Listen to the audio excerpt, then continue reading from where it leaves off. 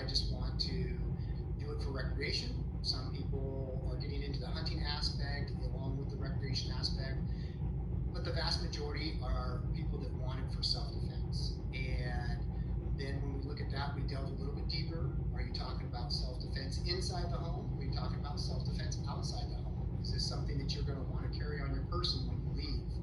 So we really try to get into that to make sure that they understand why they feel the need, or what the purpose is to have a firearm, because that may change what they get as far as a firearm, whether it's for protection, whether it's going to be carried outside the house or just carried inside the home, or stored inside the home in a safe manner.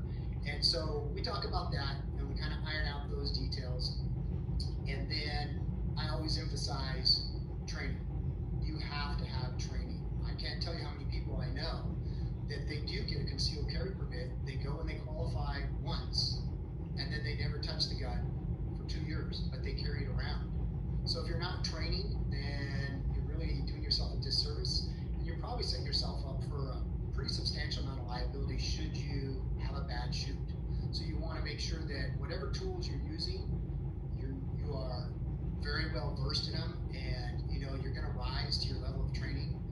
So whatever your training is, that's going to dictate how you're going to respond to an incident. So my focus has always been training. We emphasize that in our active shooter training, in my self-defense training. I teach at a local studio and train at a local martial arts studio. So we're always saying, if you don't come in and train, you can't expect to perform when something happens when you need it. So training, training, training, training.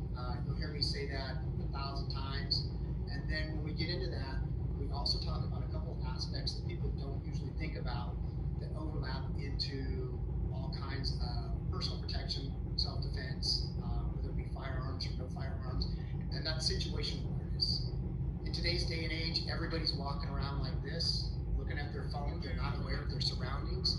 So the best confrontation to get into is the one that you don't get into at all. So by being aware of your surrounding and what's going on, you can avoid things. And you need to realize that the weapon that you carry, whether it's hands, whether it's a firearm, whether it's a knife, that's your last resort.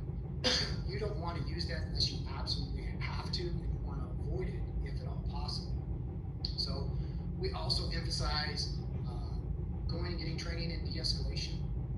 If you find yourself in a situation that's escalating, just because you have a firearm doesn't mean that you should escalate it any further. You should always try to de-escalate the situation and separate so that you don't ever have that confrontation and have to use that level of force.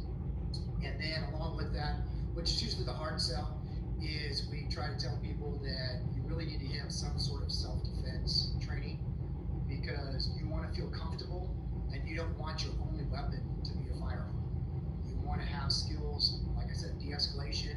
You want to have some basic self-defense, because maybe all I need to do is get some separation from somebody and then I can leave the situation.